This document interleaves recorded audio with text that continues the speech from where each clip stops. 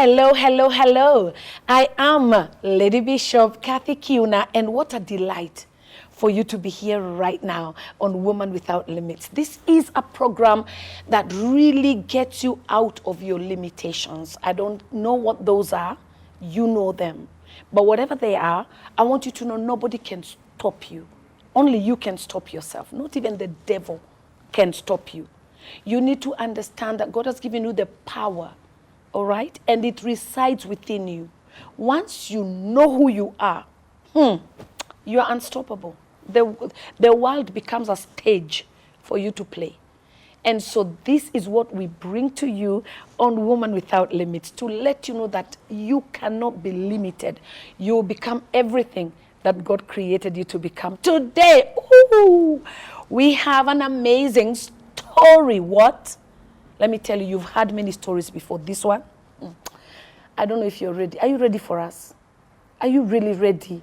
Because what you're about to hear will be absolutely dumbfounding. It will change your mind forever. You will know that there is a God in heaven. And today on set is an amazing man of God that I love very, very much. His name is Apostle Suubi. And Apostle Suubi is going to be joining us and letting us know who he is and what he's about. Apostle. Yes. Karibu sana. Asante, asante. Praise the Lord. It's very good to have you. I am excited. Yes. I know we met a couple of years ago through my husband. Yes. Yeah. You. How did you meet my husband? Oh, how did you even know about us before I go on to who you are? Yes, I've always known about you. Yeah. You know, when I came into the city, you used to be in Tintin. Yeah, okay. You know us from those days.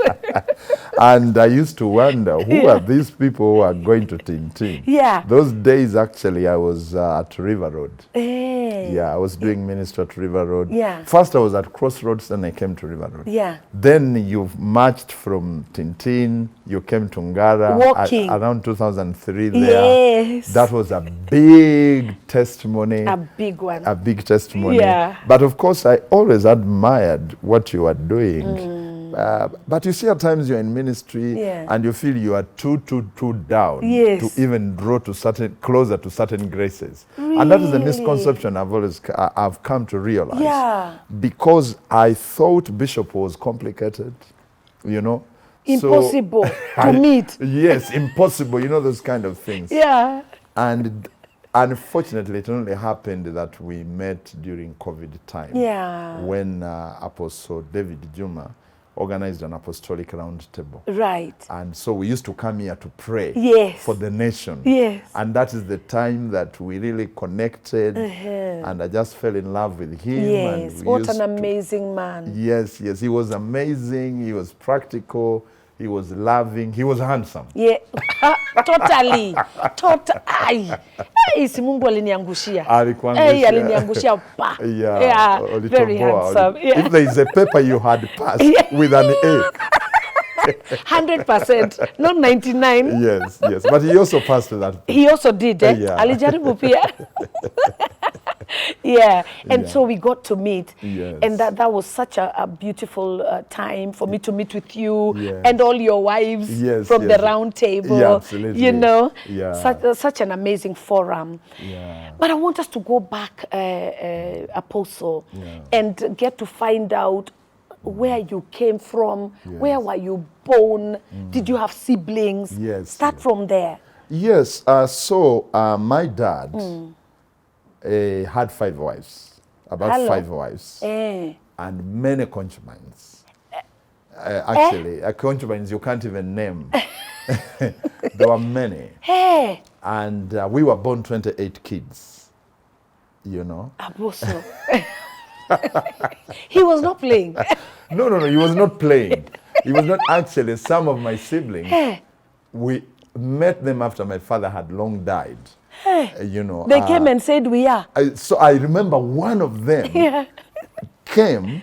I was staying with my sister. Yeah. And so I hear somebody knocking on the door. Right. So I go to first remove the curtains to see who is this. Yeah.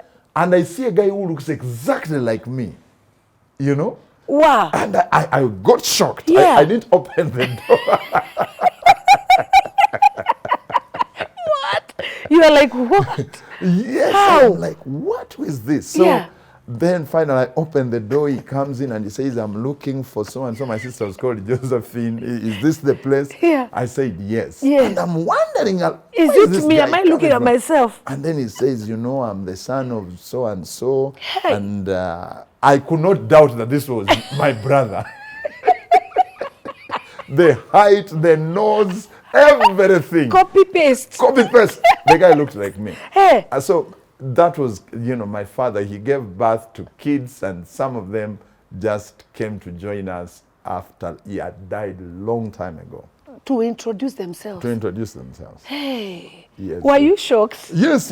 I was very shocked. Yeah. So that's the kind of family. Of family. Hey, 28. 28 children. So you are what born?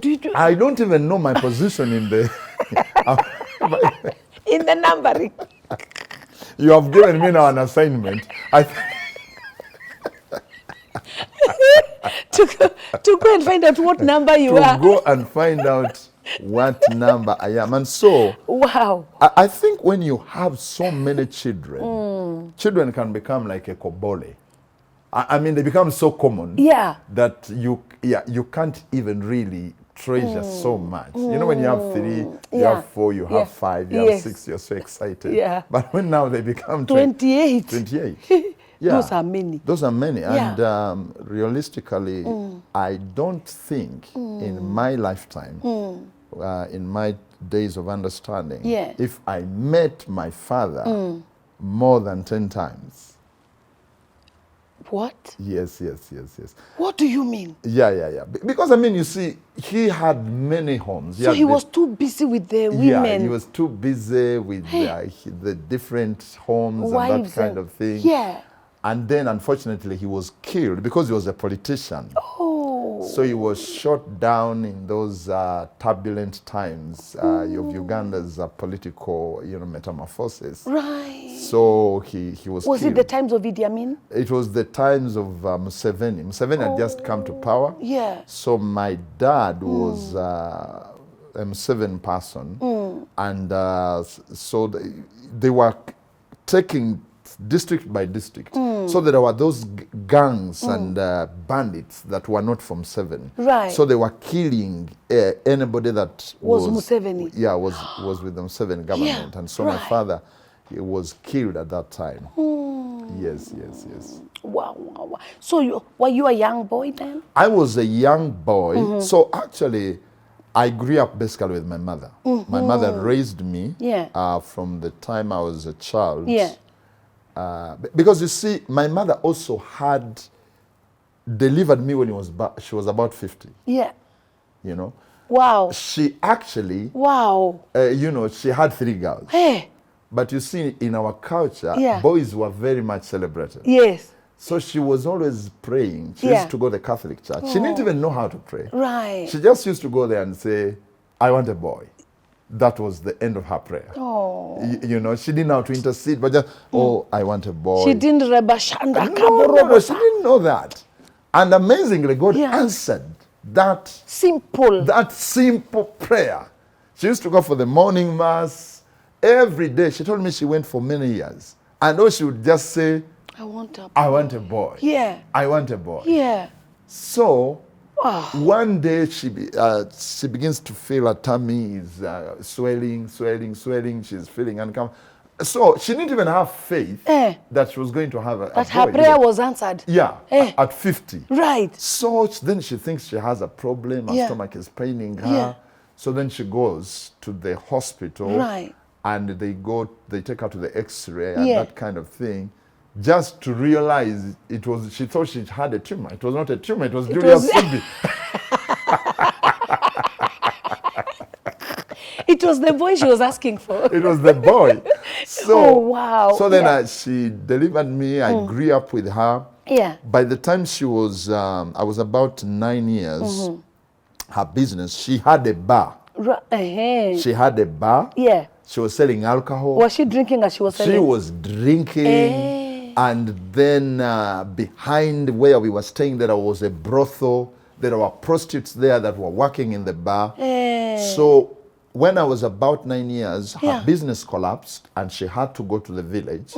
I remember that day when she left to go to the village. Right. So she told me, I'm going to the village because I can no longer afford to stay in this town. The city, yeah. I can't pay the rent. Yeah. Buying the food is a problem. The bar has closed down. She also had a little shop that closed down. Right. And but I cannot go with you to the village.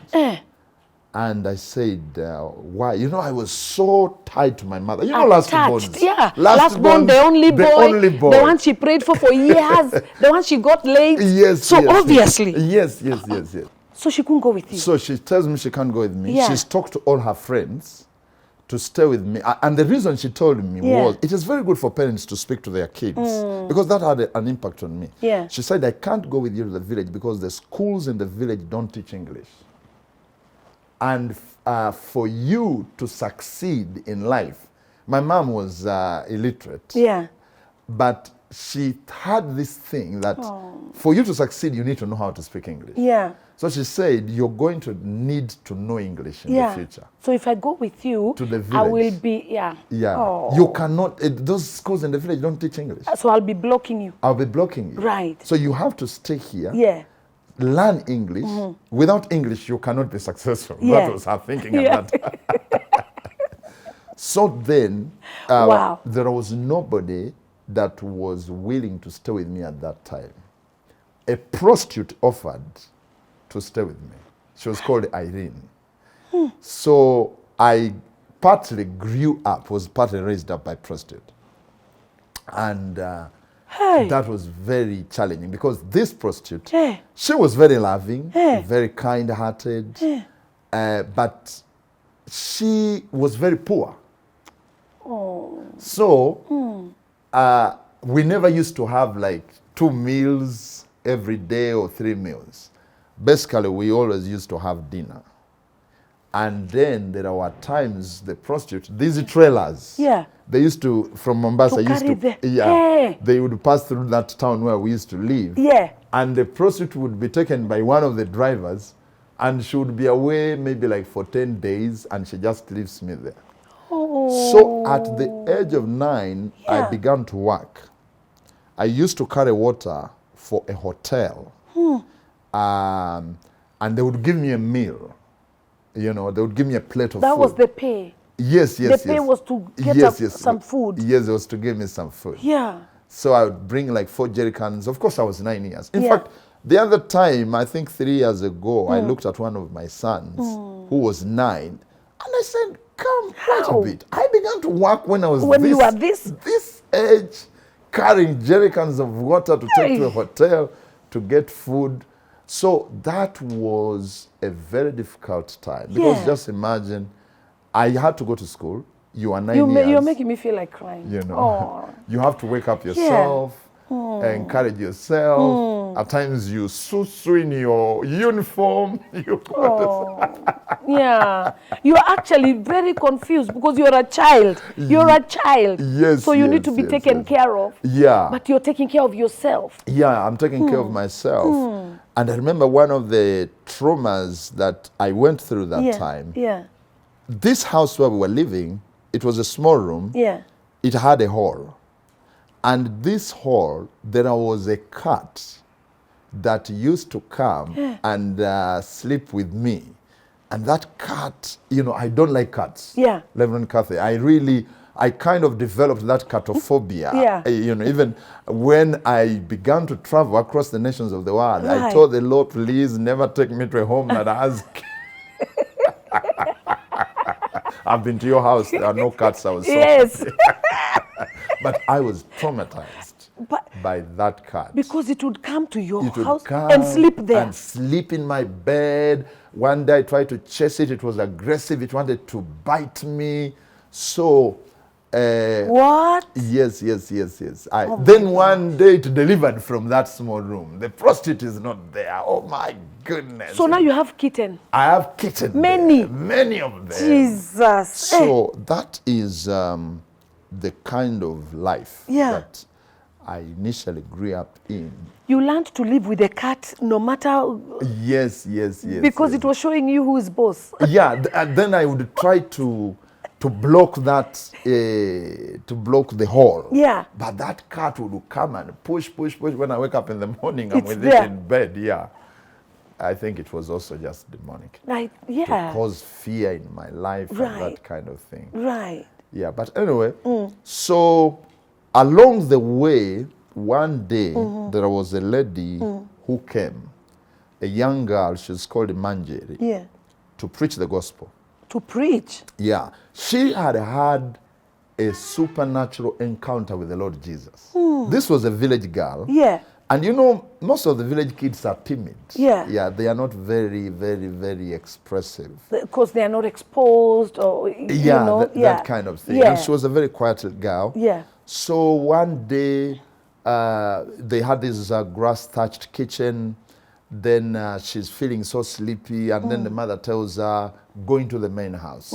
As she gets out of that grass-thatched house, under a mango tree, not a mango, it was a mango tree, she gets an encounter with the Lord Jesus. And Jesus brings down the swing. You know these swings that kids sit on? Yes, you know, to swing just to play, Yeah, God just meets us at our level of understanding. And she hears a voice, sit on that swing, and that swing takes her to heaven. And so she has a tour of heaven, and Jesus explains to her about heaven and the fact that he's coming back soon, and brings her back and tells her to preach the gospel. So now she was going around just giving her testimony. She's how old? She was 12. I remember very well, I was 9. 12, you were 9? Yes. Jesus. Yeah. So then she comes and gives this testimony. She's called the Evangelist Manjeri. She's now a powerful pastor in Uganda, Kampala. What? Yes. What? Yeah, Manjeri. From the time she was 12? Yes. So that was, so now she came to this school, and I went there to just hear what her testimony was. Right. And she gives this testimony. Yeah. And that was my first time to experience the presence of God. I didn't know it was the presence of God. Because as she gave the testimony, the whole auditorium of about 1,000 kids was quiet. You could hear a pin drop down. Then after that, she called people who wanted to give their lives to Jesus. So I went, and that was my first time to give my life to Christ. But after that, of course, I backslid. Yeah. Because you are 9, nobody's holding your hand. No, absolutely. Yeah. And then, of course, I went back to my church, the Catholic church, where I was going. Right. So there was no discipleship. But what I experienced that day left, what was it? An indelible mark. Yeah, what was that thing that when this girl, she was speaking very, very simply. Yeah, soft. Very softly. Yeah. But there was just something. So after that, several years down there, I left the Prostitute. I went to stay with my uncle. I did my class 7. In Uganda, we do class 7, not class 8. Yes. Which transition we were doing class 7 here in Kenya also a while back. Okay. Yeah. In my time. In your time? Yeah, which was a few years ago. Okay. So then I get to secondary school. Then finally, I go one day to Kampala, and my sister was born again. Yeah. So she tells me a lot about a man called Pastor Robert Kayanja. Hey, Pastor Kayanja has an overnight prayer meeting, blind eyes, miracles are happening in that. I was wondering, how is this true? How? This must be a lie. It must be. You mean miracles are happening? At the blind eyes opening. Is that blind eyes are opening? So I was with my sister like for 1 week. So that overnight used to take place once in a month. Right. So she had been talking about it and talking about it. I said, okay, I have to go for this overnight. I'm in Kampala. I don't even know where the church is. She said, no, don't worry. The bus is going to come here in the estate. Yeah. It will pick people. You will go with the bus. Right. So me, I thought, so I waited 2, 3, the bus is not coming. Yeah. I decided no. I am going to go there. So I walked, I think something like 6 kilometers. Asking, where is this church? Where is that church? Where is the church of Pastor Robert Kayanja? People were directing me, go like this, go. I got there. So then in that overnight. Meanwhile, how old are you at this time? At this time, I'm about 14, 15 You're about 14, there. Okay. Yeah. So now, actually I was 14. Specifically, I was 14. Right. So the overnight begins. Pastor Kayanja comes around midnight. Those days he had afro hair. Young guy, tall. Right. And what I experienced at the time when I was 9. Again, I experienced that thing. At 14. At now 14 years. And now I had more understanding. 5 years later. 5 years later. Wow. I saw the miracles. I saw blind eyes open. I saw, I said, wow. So again, I recommitted my life. To Christ. To Jesus Christ. The one you committed at 9. At 9. You recommitted at 14. Yes. And then after that, of course, it was a holiday. I went back to the village. In the village, I backslid again.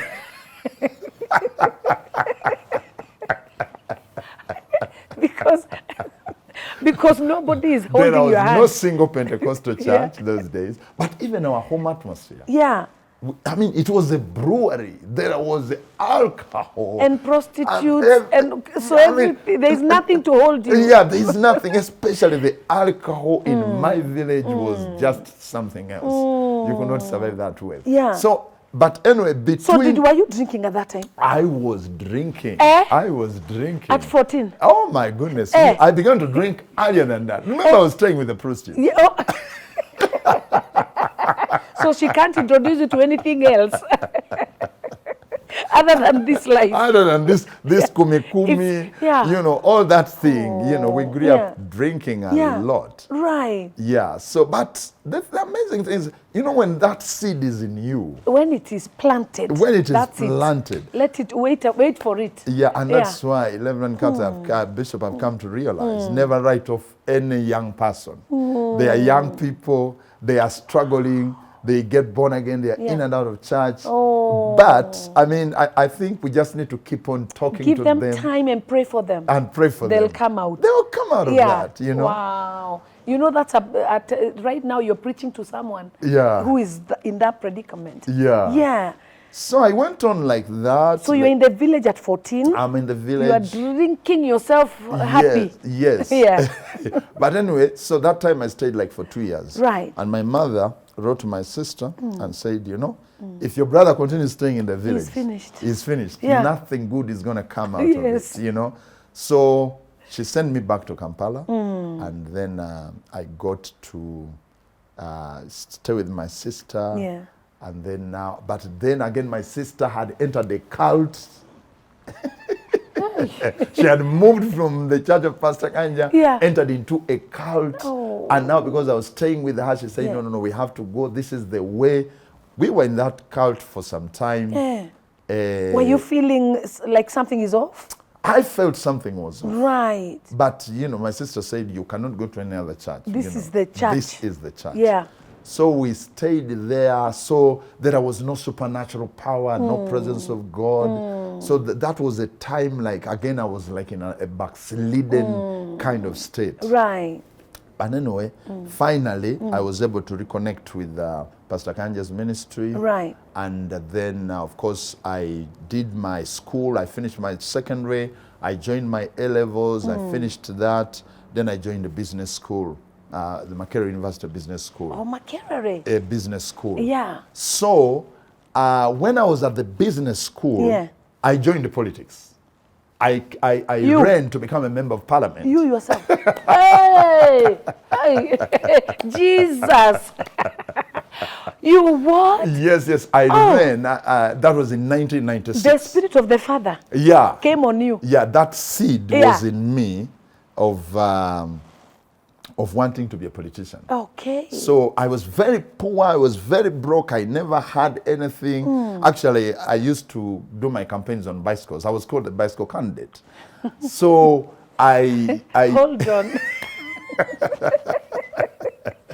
People are mean. They call you the bicycle candidate. the bicycle candidate. I remember Bishop. But you are bold enough to bike. Yes. We were biking and actually, wow. Many young people were so much, I mean, I was able to capture many young people. Right. But I was just doing it for strategic purposes. I knew I was not going to win that time, but I was positioning myself for 2001. Yes. That is what now I was positioning myself for. To win this seat. To win this seat. Because when I saw the poverty around me, I felt politics is the only way. You need to run into something. Into something that will sort you. And help me to help my mother and that kind of thing. Yeah. But anyway, it was during that time when I was in politics that the Lord spoke to me that I called you to be my servant, to minister, to serve me, not on the political mountain, but on the religious mountain. Yeah. And so I joined, then I left politics and now I entered into ministry. Yeah. But between 1996 and 1999, I was in and out of ministry because of the financial challenges. You know? You know when you have just joined ministry, you've gone that road. You know? I was lacking until even I didn't even have shoes to wear. All my clothes were torn and that kind of thing. So it was a very difficult moment for me. And I kept on living to go and look for a job. I looked for jobs, I could not get jobs. Right. I began... And you were educated. Yes. You could speak good English, but no jobs. No jobs. Dear God. You know, when God I began a shop. The shop closed. I began a printing business. The printing business closed. I finally began a salon.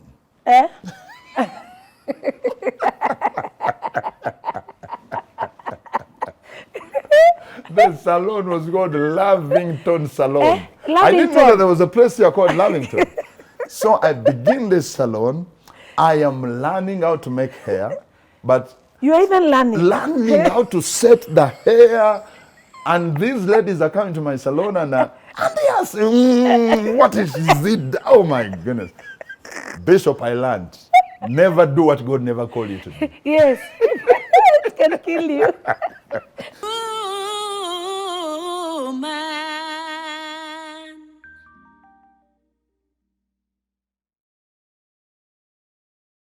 Oh, man. So they're looking at themselves and wondering, what in the world is this Lavington? What is it doing, you know? So... God, the voice of God is telling me, right, I have called you to serve me. Right. Serve me, I will bless you. But I'm seeing God is taking long. Yes. So I'm there for 3 months. No, I'm out of it. You know? So the salon business, one day I went to my salon and when I opened it, there was nothing. The salon was locked, but everything had been taken. So thieves, I don't know whether somebody got a key or what. So I was so disappointed. They took everything and left you with the whole. Yeah, everything. So I said, okay, now I'm going to serve the Lord. Yeah. Then I began to serve the Lord, but I don't have shoes. My shoes have holes. I'm meeting my OBs that I was studying with. They are looking at me. I look so miserable. You know, you go through those times of reproach, those times of shame. And people wonder, like, this who is guy, this? I mean, he looked so promising, you know. But have you met Julius Suubi the way he looks nowadays? You know, those kind of things. So one day I told the Lord, if you can't buy me shoes, let me go and look for a job. I looked for a job I could not get. I decided to go to a mjengo. At the mjengo, I was given a job to be kukua mtu wa mkono, to carry the stones. The stones, the cement, the sand, you know, for those who are building. The kokoto. So the you were the one who was carrying. Absolutely, the kokoto. Yes. And you know, we used to carry it in basins. Yes. You put it on your head or you put it here. Yeah. So I worked for 2 weeks and I got my salary. And I went and bought a very expensive shoe. Shining shoe. And I told the Lord, you know, you didn't buy me shoes. Now I have shoes. But do you know, Bishop, I wore those shoes one day. The second I wore them, I used to sleep somewhere different. I used to eat somewhere different. I had my brother, he had a small house. So he had gotten for us a place where we could stay, and we used to have dinner in his house. So I came to have dinner. It was raining that day. There was matope. My shoes were full of matope. So like your stepbrother? Yes. My shoes were full of matope. Yeah. So I could not get them into the house. Yeah. So I left them outside. It is at night. When I sat down, the Holy Spirit told me, remove your shoes outside. So I went outside, but they were full of matope. I got them and I went and hid them under a sack of charcoal under there. Yeah. Then I went and ate. When I came out of the house to go where I'm sleeping, I could not believe the testimony of my eyes. The shoes were gone. I am telling you. What do you mean? 2 weeks salary. Carrying sand. I thought you hid them. Yes, I hid them, but it seems the thief, and it was raining. The devil is so bad. Wherever the thief was, I don't know. Actually, it is a mystery. Wherever the thief was, to see me hide the shoes.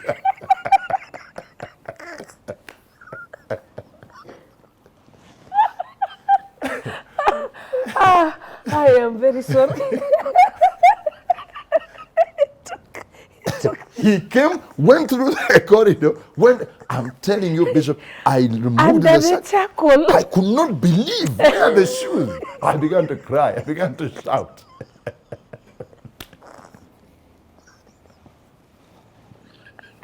The shoes were gone. Jesus. What? That person is so demonic. And where was he? That's the mystery.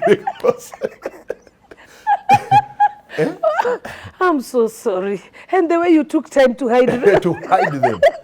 But the Holy Spirit had told me to put them inside. But when I looked at them at top, I said, no, I can't put the shoes. And that is how, so I lost. That day, I went back to the house. I walked on foot. It is mad. It is. Got to the house. I washed my legs. I went to bed. I told the Lord, from today, I've given up. Yeah. That was my breaking point. 1999. 1998. It was December. Yeah. That was my breaking point. I told the Lord, I'm if you want me to be naked, I will walk naked like Isaiah. But now I'm not going to do anything. I'll serve you. I surrendered now, totally. Yeah. I surrendered. Yeah. So 1999, when we are entering the new year, people make declarations. I told the Lord, whatever you want me to do, I'm going to do it. Wow. I am ready. Yeah. I mean, I'm not interested in anything that is not of you. I'm going to serve you. And from now, I'm for full time. Yeah. So I was working with this, I was in this church. I began waking up every morning. I report to church at 8 a.m. Yeah. And leave at 5. Wow. So I report. And leave at 5. I leave at 5. You do whatever they give you to do. Now, the thing was that at our church did not have any program. Yeah. We only had a Wednesday program. Right. That was it. And it was also, the pastor was struggling to put up the church. It was not yet walled. One side was not walled. So I would report at 8. There was no office there for the pastor. Yeah. And pray, read the Bible up to 5. And then I walk back to go back home. Right. I did that for maybe like 2 months. Then the Holy Spirit gave me an idea. After you pray, like up to around 11, go for evangelism. So now I began going after prayer, I go for evangelism. Wow. I come back around 3 there, do the final prayers, then 5, like somebody, because the revelation I got. Yeah. Wow. People go to work, report at 8, and they leave at 5. So now, if I'm in full time, I must report at church by 8. And work. And then work. Yeah. Plow the realm of the Spirit. Right. Pray, read the Word of God, go and do evangelism, then come back. So that is now how I began. That's so powerful. Oh my God. You know, that is so powerful, man of God. Yeah. You don't understand that you're ministering to somebody who's waking up and just sitting the entire day, sitting and saying, I don't have anything. Yeah. Whoa. Yes. So you would stand, not that you're even expecting them to give you anything. No. Because even there was no program at church apart from Wednesday. Yeah. So I was there just praying and, you know, just sitting on those dusty benches. Our church was not even cemented. But praying. And I experienced the joy of the Lord. You know, there is something that comes when you're doing the will of God. I began to experience the peace, the joy of the Lord. And then in May 1999, that night, it was a Wednesday night, is totally unforgettable. I went to sleep at my pastor's house. We had an overnight for those ministers with him. So we went and prayed. He had a studio, so we prayed from the studio. Then we finished around 4. Then everybody went to sleep, but for me, I slept in the studio. And that night, Jesus Christ visited me in a dream. Yeah. And, you know, we were in a stadium. It's called the Namboli Stadium. Yeah. It's like the Kasarani here. And I was in the congregation. And Jesus entered in that stadium. And so he came to me. And when he came, I was overwhelmed by the power and the presence of God. And then I just fell down. Yeah. And then he put his hand on me and he spoke to me about my calling and the gifts that he has given me to serve, you know, to serve him. So that was a very powerful dream. So, you know, when I think about it, it's like yesterday. Yeah. That was in May 1999. Yeah. So, when I woke up in the morning, I opened the studio to come out, and one mature intercessor, whom we used to pray with, we had prayed with her, she asked me, she told me, Suubi, have you met the Lord Jesus? I said, why? She said, your face is glowing. You know, there's just so much glory all over your face. How did you meet the Lord? Yeah. And I said, okay. And then I began to tell her the dream. Yeah. Oh my goodness. That I had, you know. Yeah. Well, then she said, yeah. Because when I know we've been praying together with you, but there's something different. Different, wow. Yeah, this morning. Wow, yeah. So, that is when the Lord spoke to me even about my coming to Kenya. So in 2000 January, right, the Lord tells me now, leave. Go to Kenya. Go to Nairobi, Kenya. Hey. And I'll give you the instructions when you arrive in Nairobi. Hey. So I told the Lord, but you know, I don't have a passport. Yes. And the Lord said, I'm not talking about a passport. I'm saying you go. Go. I don't have transport. What I have is not enough. Yeah. The Lord said, what you have can take you to the next city. So go. So I left Uganda in January, 1st of January. Of 2000? Of 2000. Hey. That's when I begin to come. Yeah. So the good thing, about 3 days to the end of 1999, I met a friend of mine.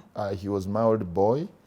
He had been invited to preach in Moisbridge. So, but it wasn't, I wasn't thinking about going to Moisbridge, right, basically, you know. Yeah. I didn't have transport.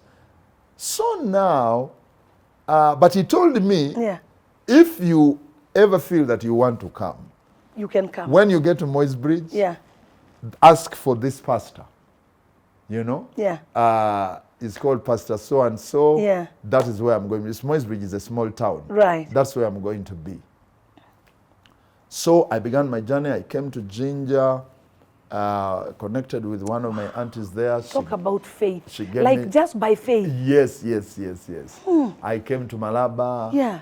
Then Bungoma. Then I went to Kitale. When I arrived in Kitale now. So you're stopping every place, you're stopping. Yes. And you're finding God is waiting on you because I'm preaching somewhere, getting a love offering, connecting with people like that. Yeah. Then when I arrived in Kitale, so Moisbridge is the next town after Kitale. Right. But now I actually got into the bus. I didn't have money, you know, to get to. It was 20. It was pound. Yeah. They used to call it. That was my Pound. first time to hear the word pound. Yes. So now I'm sitting in this bus that is Yeah. going to Eldoret. Of course, it passes through Moisbridge. Yeah. And now the guy is asking for letter pound. Yeah. Pound. Yeah. So I was sitting next to a gentleman. Now I'm pretending like I'm looking for money, but actually I don't even have the money.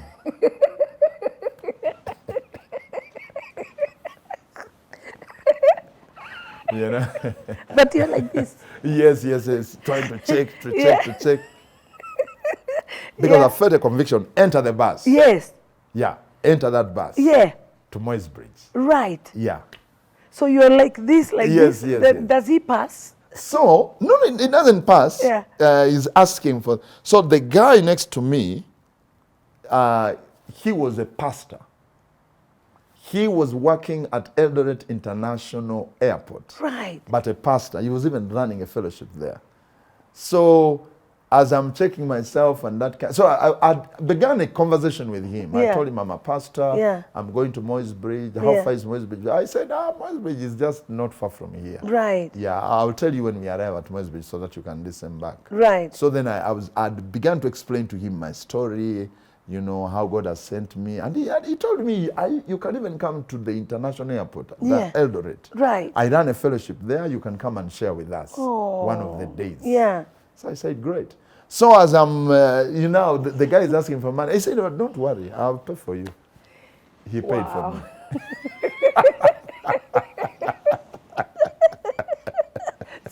So God arrived like that. God arrived like that. And Yeah. I got into Moisbridge. Yeah. So I look for this pastor.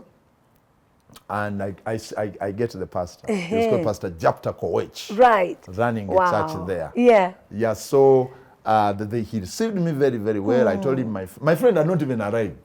Because the conference was the next week. Yeah. Yeah.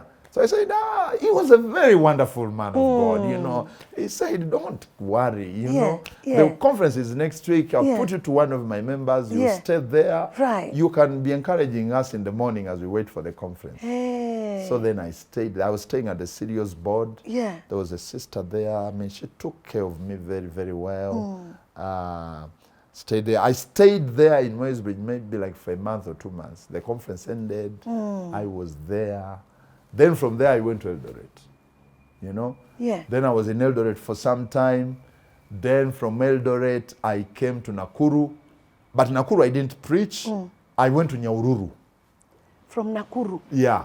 So all this time, God is just providing. Yeah, it's just because the thing is Nairobi. Yeah. I'm going to Nairobi. Yeah. How you will end there, God knows. But that's the plan. And God has spoken to me. Yeah. I'll give you the next instruction When you get to Nairobi. Arrive in Nairobi. So I went to Nyahururu.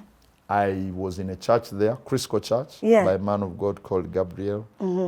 He received me. He also had a conference. Yeah. So this friend of mine, Yeah. who had invited me to Moisbridge, after some time, he had a conference in Nyahururu. So he told me, you come to Nyahururu. Yes. I know that pastor has connections in Nairobi.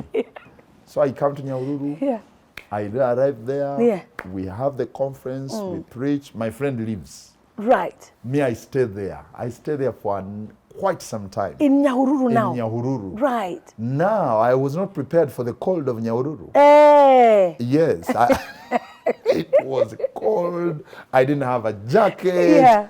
I had borrowed some coats from a Muslim friend of mine. That's what I was wearing, and another one had gotten it from my cousin. Right. So I was there for quite some time. That pastor then connected me to Naivasha, to another Crisco church. Yeah. So then I come to Naivasha, I preached there. Then after the conference, I stayed in Naivasha for a long time. For a long time. Right. Nairobi was not opening up. Oh. I even used to go to the stage and see people who are coming to Nairobi. I used to admire them, and wow. Nairobi. Wonder when you will ever get to Nairobi, so that you can hear God's next instruction. Because God said, until you get to Nairobi, I'll be quiet. Yeah. Then things did not work in Naivasha. I had to go back to Uganda. What? Yeah. I went back to Uganda. You can't be serious. I am telling you. You are in Nyahururu. Why would you? I am telling you, Bishop, people give up when they are almost there. Yeah. You are in Nyahururu. Yeah. No, Naivasha now. Naivasha, 90 kilometers. Closer. 90 kilometers to Nairobi. Why would you go back to Uganda all the way? Yes, because now you see, the doors are not opening, but you see you're living with people. You're not living in your house. Yeah. Yeah. And you see at times when you live with people, you must be intelligent enough to read the atmosphere. Read the room. Read the room. You can when they're tired with you. Yes, the aggressive is over. Don't be sitting there. They are so tired of you. Yeah, because you see, you came as a visiting preacher. You are supposed to be moving. You can't relocate. Yeah, because I remember when I was in Nyahururu, I preached in Naivasha, Karagita, Oserian, went to those Abadea side. Right. In Inginia, those two towns. Yeah. But Nairobi was not opening. So I go back up to Uganda. I'm even feeling, like from Naivasha back to... Yeah. So I want to encourage somebody, don't give up. Yeah. You are about to step into your next destiny. Yes. Be focused on what God told you to do. Yes. Don't give up. Don't give up. Yeah, don't in a quit. Twinkling of an eye like this. He can turn it around. God can turn it around. And he checks you to see. Yes. Are you faithful enough to hold on? Yeah, are you faithful enough to hold on? Hey. So you now decided you go back to Uganda. I went back to Uganda. So I arrived in Uganda. I went back to my brother's house. I was there. Right. I was like for a week. Yeah. And the Lord told me, go back to Kenya. Nairobi. Yeah, Nairobi. I didn't have transport. I remember. He spoke to me that night. In the morning, I had to tell my brother, I'm going back and I don't have transport. In fact, he also didn't have money. He gave me some money, his wife, the money for the food, part of it, what buy food, that day. Said, okay.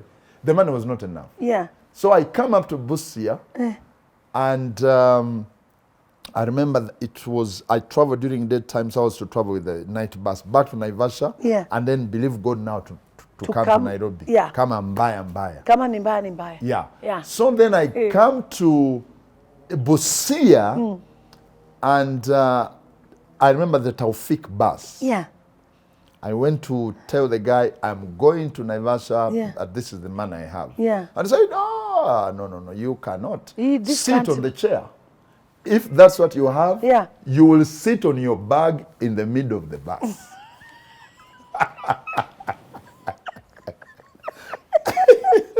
Because to sit on the chair, you must pay the full fare. It is too little. You cannot sit on the chair. I said, as long as I arrive in Naivasha, it is okay.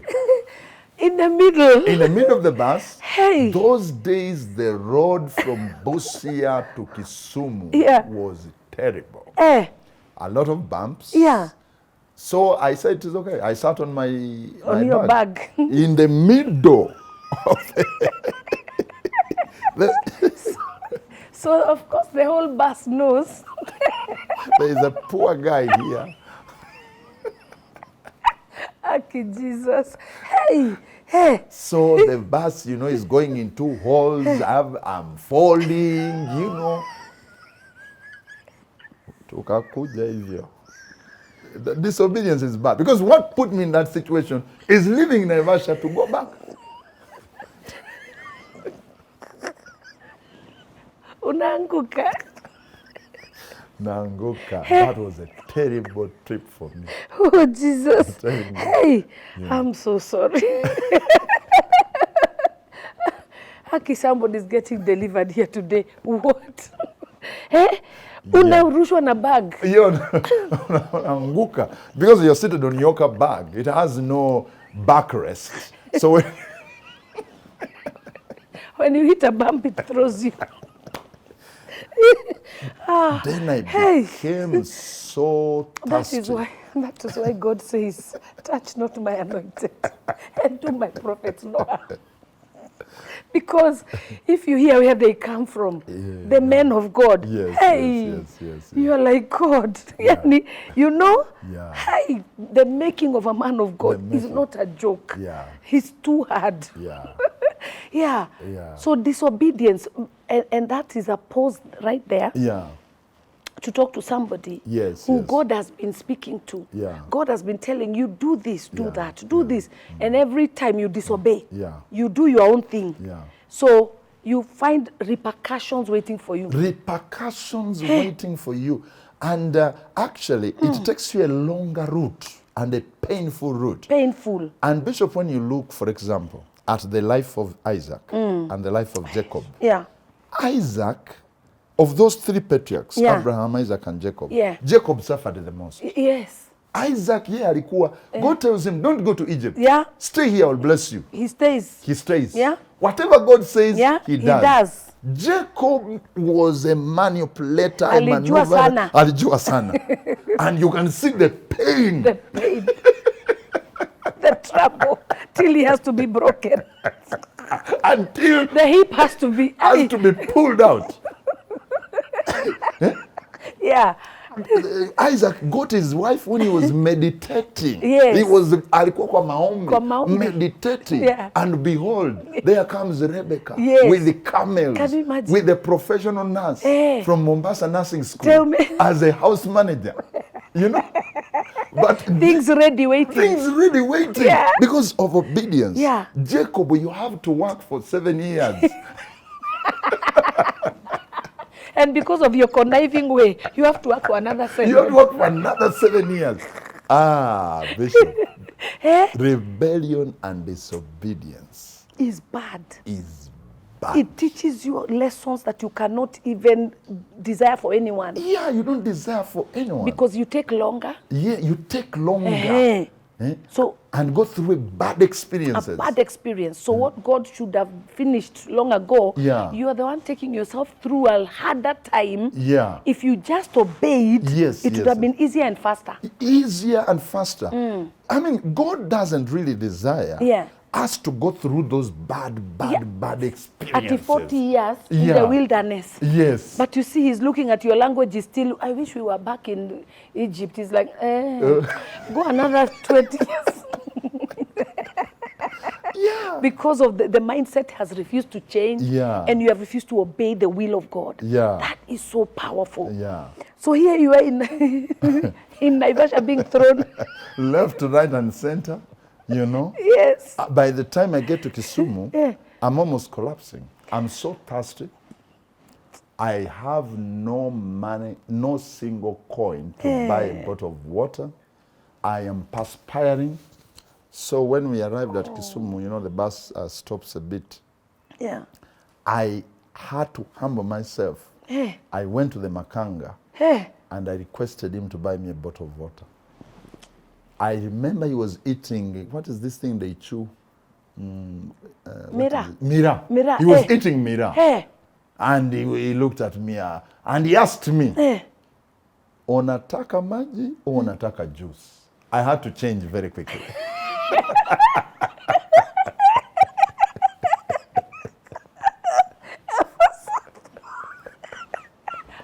Because I realized juice is better than water. It will give you more energy. It will give you more strength. So you changed quickly. May the Lord bless the Makangas. Ukasema haraka juice. Oh, Jesus. And then he gave you? Then he bought for me a bottle of juice. It was mango juice, actually. So I took it. I got energy. And then so when we left Kisumu, some people disembarked. There were some free chairs. He said, actually, you can sit on the chair. That's how I graduated now. From the bag. From the bag. I sat on the seat. You know, this one, after this, I'll be laughing by myself. So I came like that up to Naivasha. We arrived there in the morning. It was raining. I stayed somewhere, then I went to the place where... Where you were before? Yeah. Okay. Yes. So I went, I explained myself very well. Yes. So I stayed there. Finally, now God opened the door. I came to Nairobi. He opened the door for Nairobi? Yeah, I came to Nairobi. Yeah. A friend of mine, I had a relative who used to stay there. So now the Lord gave me an idea to come and, you know, go to her place. So a friend of mine brought me, I went there. But of course, when I got to that house, the Lord told me this is not the place. Yeah. You know, after I'd said hello to them, I was there like for 2 to 3 days. I had to go to Karura. In Naivasha, somebody had told me there is a place where people go to pray, to seek the Lord. Right. It is called Karura. It is in the forest. Yeah. So when you arrive in Nairobi, just ask for Karura. Yeah. So I came, I stayed with that relative of mine, then I began to ask for, where is Karura Forest? So I got connected, I went to Karura. When I arrived in Karura, you know, in Karura, you never paid to be there. It is not like some prayer mountains. Yeah. You know, that time we used to have one in Catoloni. Yeah. That one you paid. Yeah.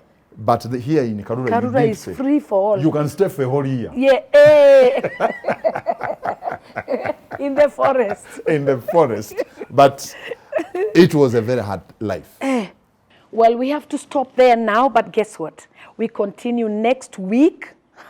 All the way when we left Kangemi, I'm thinking, how am I going to dodge these people?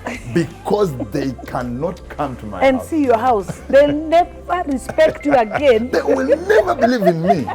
You know? So finally, when we arrived at the total petrol station in Kangemi, I got an idea. I said, oh, people, I'm rushing somewhere. I'm going to do something. Please just drop me here. They said, oh, but Pastor, it is raining. We want to take you to your house. I said, no, I'm even late. And I said, it is all right. You said you're even late.